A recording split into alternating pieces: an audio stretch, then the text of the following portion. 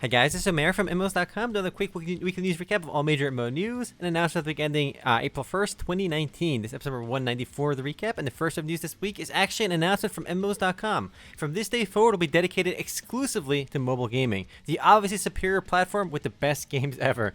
And in case you didn't realize, that's just my bad attempt at an April Fool's joke since it is April 1st. But anyway, actually, I am going to start with some mobile game stats, which are pretty insane. So mobile gaming is huge, as most of us already know. We got some pretty cool stats released recently. Fate Grand Order, for example, made $3 billion since 2015. The entire Metal Gear franchise since its release in 1987 combined made only $2.5 billion. So yes, FGO is already bigger than the entire Metal Gear franchise, despite being only out for 3 years. We have a game like Fire Emblem Heroes that earned over $500 million since launching in 2017, out-earning all previous Fire Emblem games combined. And even more crazy, Pokemon Go is about to make $3 billion in revenue by the end of the year. And if you look at the franchise-wide sales of all Pokemon games combined, it's about 300 million units. So in another few years, Pokemon Go will out-earn every other Pokemon game combined if things remain the same. So Pokemon Go is just minting money, and mobile games, as you all know, are already huge. Dragon Ball Z Dokkan Battle made over 1.6 billion globally, Clash Royale over 2.5 billion. But yeah, those are pretty crazy mobile game stats, and I think those numbers will continue to increase in the future. Anyway, in actual MMO news, Kurtzpel, the upcoming 2v2 PvP game by COG Games, pushed back its early access launches sometime in Q2. It was originally slated to launch in Q1 after completing a closed beta test in February, but it looks like they're delaying it to polish some things up. The game was a bit of an oddball because many thought it would play something like Elsword or Grand Chase, but it's more of a 2v2 PvP game than an actual MMO, though it does have some Dauntless-like PvE elements where up to 2 players can tackle bosses on instant stages. While there's no concrete release date just yet, the devs promised to launch sometime in Q2, which is this summer.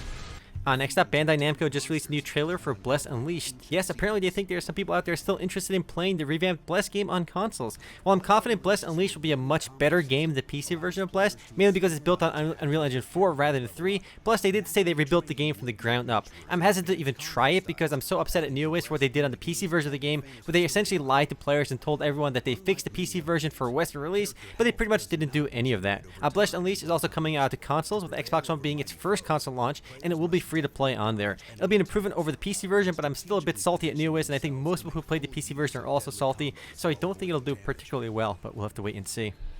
Up next, Aion just launched a big update on the PC titled Ereshkigal's Wrath, which introduced 3 new instance dungeons to the game, along with class and skill changes. The 3 new instances are Valor Throne, which is an 18-player raid, Harrowland Mine, a 6-player dungeon, and Illumini Brawl, which is a 3v3 PvP battleground. Other changes include increased drop rate for legendary and higher tier items in numerous instances, along with a bunch of bug fixes. Aion originally launched in North America back in 2009, making it almost 10 years old today, but despite its age, it still gets updated fairly regularly.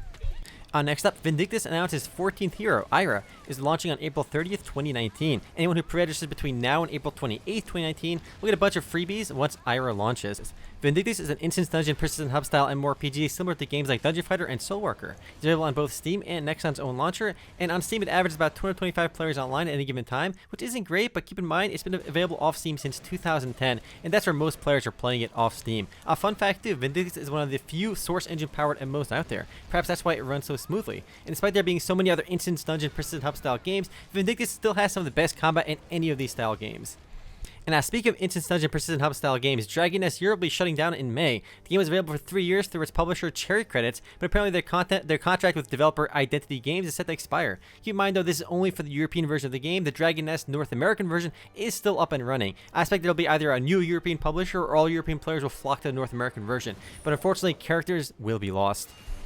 I personally hate when there's multiple publishers for the game in the West. It just makes no sense because it fragments the player base and ends up, creating issues like this where one publisher doesn't make a lot of money, so it shuts down. So it ends up screwing over the players in the long run. So I just kind of wish all these Western games had just one big publisher.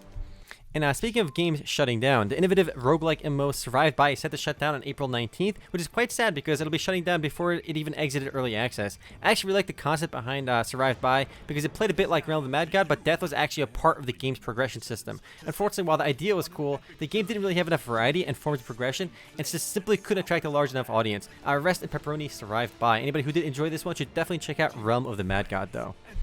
Up next, Bethesda and ZeniMax officially launched Elder Scrolls Blades into early access on Android and iOS as part of the franchise's 25th anniversary celebration. This is the first time we're seeing Bethesda's legendary franchise make its way to mobile in its own fully fledged game. The game will be free to play on launch and allow microtransactions as most mobile games do. Some players are already upset about the monetization efforts, but time will tell if Bethesda can create a differentiated mobile experience. Visually, the game does look beautiful, but it's basically a single-player RPG with some PvP multiplayer elements built in, and there are most certainly pay-to-win elements built into the game, which some players are already upset about.